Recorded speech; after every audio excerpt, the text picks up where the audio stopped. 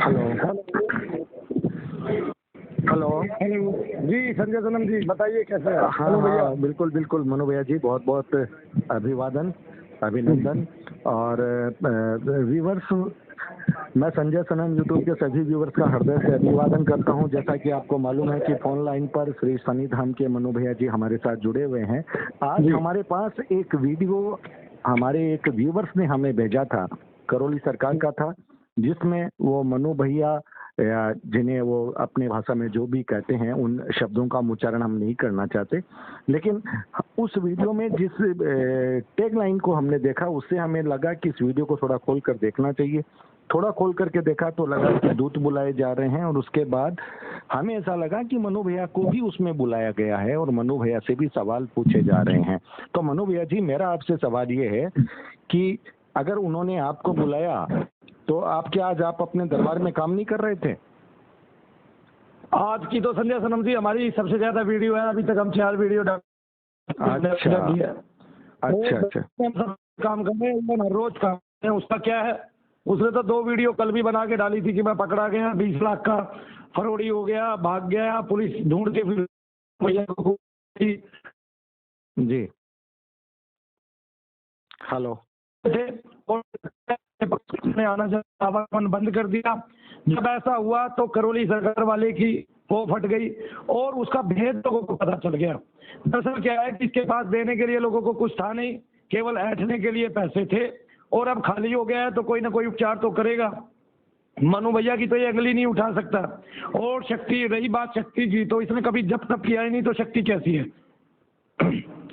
लेकिन इन्होंने जो मतलब हमारा सवाल ये था कि जब आप वहां पर अपने दरबार में बराबर काम कर रहे हैं और आप अपनी बराबर वीडियो दे रहे हैं, तब फिर आपको वहां पर ले जाना वो तो फिर संभव नहीं होना चाहिए।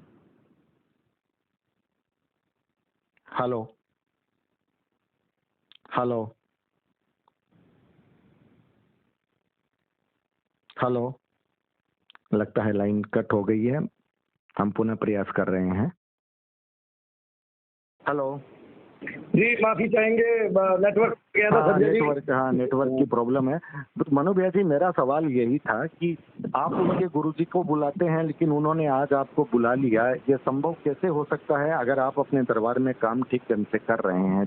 जी देखिए, करौली वाले के लिए सब संभव है। जब किसी कुत्ते की आत्मा को किसी महिला में लाके हिंदी भाषा में बुलवा सकता है, और संजय सनम जी आपने वीडियो नहीं देखी, जब रक्त काली का संहार कर सकता है, वो तो कुछ भी कर सकता है। जिसने काम ही झूठ में करना है, जिसका काम ही फ्रॉड बोलना है, फ्रॉड करना है, लोगों के साथ ठगी करना है, वो कुछ भी कर सकता है। उसमें संभव और असंभव क्या?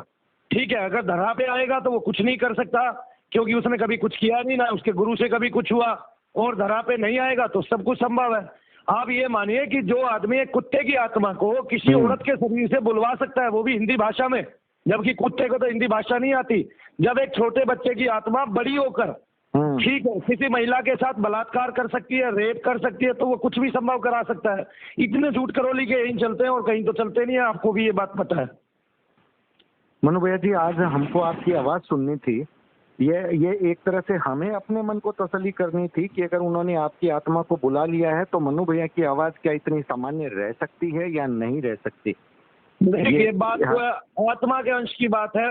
वो मरने के बाद भी वो नहीं बुला सकता, और उसका गुरु भी नहीं बुला सकता। पहली बात तो ये है कि उसके गुरु की सारी शक्तियां मैंने 8 महीने पहले ही छीन ली थी, और ये हम करके दिखाते हैं बकायदा। मतलब उसके यहाँ आज तक किसी भी आदमी की कोई शक्ति वापस नहीं लाई गई है, जबकि आप जानते हैं कि मेरे यहाँ 1000 से ऊपर केस ऐसे हैं जिनमें हमने 20-20 साल तक की बंधित सिद्धियां जो है लोगों को मंगा के सौंपी हैं, उनके शरीर में प्रविष्टि कराई है, और उनको पता चला है, और उनमें से बहुत सारे लोग आज गद्दी चला रहे हैं, मतलब लोगों का कल्याण कर रहे हैं। ये बात हमने संभव करके दिखाई है पहली बार, और उसने कभी ऐसा कोई संभव किया ही नहीं, कोई ऐसा कार्य किया ही नहीं, तो उसको माना जा नहीं सकता। फिर भी लोग अब समझ चुके हैं, क्योंकि जो जनसंख्या है जाने वाले लोगों की, वो खत्म हो चुकी है उसके यहाँ पर। जब आदमी नहीं जाएगा तो करेगा क्या खाली बैठ के? तो फिर मनु भैया को भी पकड़ेगा, फिर सब दरबारों को पकड़ेगा, फिर सबकी पिटाई करेगा। अब जब उसके गुरु की ऐसी घायला अवस्था हमने कर दी है कि उसको उसके संहार से जो है ना कोई नहीं बचा पाया, तो अब वो करेगा क्या? उसके पास बैठ के बताने के लिए कुछ उसके अलावा है ही नहीं। मतलब आप ये कहना चाह रहे हैं कि अब उनके पास भक्तों की भीड़ है वो कम हो गई है और वो इसका गुस्सा है, जबकि वो वीडियो में बार बार ये बोल रहे हैं कि आप मतलब आपने उनके गुरु को बुलाया संजय या सनम तो जी जहाँ पे विष्णु सहस्त्र नाम का पाठ चालू हो गया हो, जहाँ पे केवल तर्पण के नाम पे 5 आदमी बैठे दिखाई दे रहे हो, जहाँ पे बराबर में बैठी लड़की भाग गई हो, वहाँ क्या हो सकता है आप बताइए खुद। जहाँ पे 5 आदमी के अलावा आदमी नहीं दिखाई दे रहे हो, पूरे दिन मक्खी मारने के लिए रह गई हो अगले के पास, तो जब आदमी ही नहीं रहा तो करेगा क्या। सबसे बड़ी बात तो ये है, हमने मानव हानि होने के भी सबूत दे दिए हैं। यहाँ पर एक सबसे बड़ी गायिका आई थी जिन्होंने अभी थोड़े दिन पहले प्रोग्राम किया था। यहाँ जो जाता है उसके घर में इतने प्रेत साथ में चले जाते हैं कि उसके यहाँ मानव हानि होनी स्टार्ट हो जाती है। और अभी आपने अखबारों में देखा आप कि उनका अनुराधा पौडवाल की बात कर रहे हैं, आप अनुराधा पौडवाल की बात कर रहे हैं। मैं मुंह से नहीं बोलता, लेकिन उनको भी पुत्र हानि हो गई। यहाँ पर जाने से मानव हानि होती ही होती है, क्योंकि यहाँ पर केवल प्रेतों को ही पूजा जाता है। लेकिन मनु भैया जी बहुत सारे लोग ये बोलते हैं कि हमारे बहुत अच्छे काम हो रहे हैं, तो फिर वो लोग कैसे बोल रहे हैं? संजय सनम जी, वो मैं बताता हूँ क्या होता है। मैंने पहले भी बताया, 2 साल से लेके 4 साल तक के बीच में जो भी प्रेत है वो तो ऐसे ही बाबा बाबा करके भाग जाता है, ठीक है ना। तो उस भीड़ में 2 4 10 लोग ठीक होंगे ही होंगे, लेकिन जो टिपिकल केस है उससे एक भी ठीक नहीं होगा। इवन आज जो लड़का वहाँ सामने बैठा रखा है, उसको मेरे यहाँ से गए 1 साल हो गया, 1 साल में वो लड़का आज तक उससे ठीक नहीं हुआ। सबसे बड़ी बात ये है, जिसको वो सबको कहता था कि मैं 7 महीने नहीं 7 दिन के अंदर सबको ठीक कर दूंगा, उनमें से भी 2 आदमी मर चुके हैं और तीसरे चौथे की बारी चालू है। आपने कह रखा है कि 7 महीने के अंदर में दरबार बंद करा दूंगा। जी बिल्कुल, बार बार खुला बोलते मैंने हैं। बंद नहीं करूंगा, शनिदेव महाराज का वचन है हमारे से। इसका नाम ही हो गया, बंद कराने की कोई बात ही नहीं है। पहचान लिया इसके लोगों ने, ये खुद ही मर जाएगा। देखो, इसको भीड़ झेलने की आदत है, भीड़ देखने की आदत है, वो आएगी नहीं। इसी के जो गुर्गे हैं 10-20 जिनसे काम कराता है, जिनसे बदतमीजी वाली वीडियो बनाता है, ये वो सारे के सारे रह जाएंगे इसके पास, और उनके खाने के लिए दे नहीं सकता। दरअसल इसने लेना सीखा है संजय सनम जी। ये 10 आदमियों को रोटी तक नहीं खिला सकता ढंग से। इसने लेना सीखा है, इसने देना सीखा ही नहीं है, ना इससे दिया जाएगा, ना ये कभी दान धर्म कर पाएगा। चलिए एक बात मुझे ये बताइए कि वो जिस अंदाज में आपने वो वीडियो नहीं देखी होगी ना, आज की वीडियो जो उनकी है आपने देखी?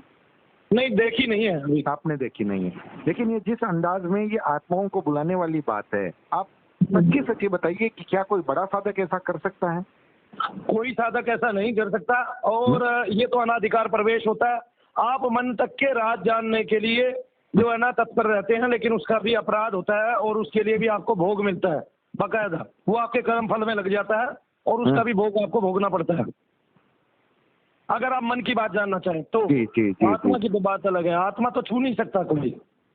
तो आत्मा जब छू नहीं सकता, मनु भैया जी मेरा एक सवाल ये है कि आप ही लोगों के जो आप लोग काम करते हैं, उनके बहुत सारे दरबारों के वीडियो में ऐसी बातें आती है कि फला तांत्रिक ने वो आत्मा पकड़ ली, फला तांत्रिक ने वो कर लिया, तो फिर ये कैसे पकड़ लिया जाता है? ये शरीर से निकलने के बाद की मलिन आत्मा की बात है। ये तो शरीर से निकलने के बाद की जो मलिन आत्मा होती है, ये उसकी बात है जिसमें काम है, क्रोध है, जिसमें अग्नि तत्व भरपूर भरा पड़ा है, और वो प्रेत आत्मा कहलाती है। वो आत्मा नहीं कहलाती। आत्मा तो जीवित व्यक्ति के शरीर में जो आत्मा निवास करती है, मैं उसकी बात कर रहा हूँ। अच्छा, मैं थोड़ा सा एक कदम आगे बढ़ करके, ये जो मृतात्माएं जो होती है, क्या सभी आत्माओं को कोई भी पकड़ सकता है? नहीं, सभी आत्माओं को कोई नहीं पकड़ सकता। बहुत सारी आत्माएं बहुत ज्यादा स्वच्छ होती हैं, वे किसी कारणवश जो है या किसी एक पाप के कारणवश मृत आत्मा प्रेत आत्मा में बदली हो सकती है, लेकिन यह अच्छी होती है। उनमें से बहुत सारे प्रेत तो केवल पीपर पे बैठे रहते हैं, और बहुत सारे मंदिर में जो है ना समायात।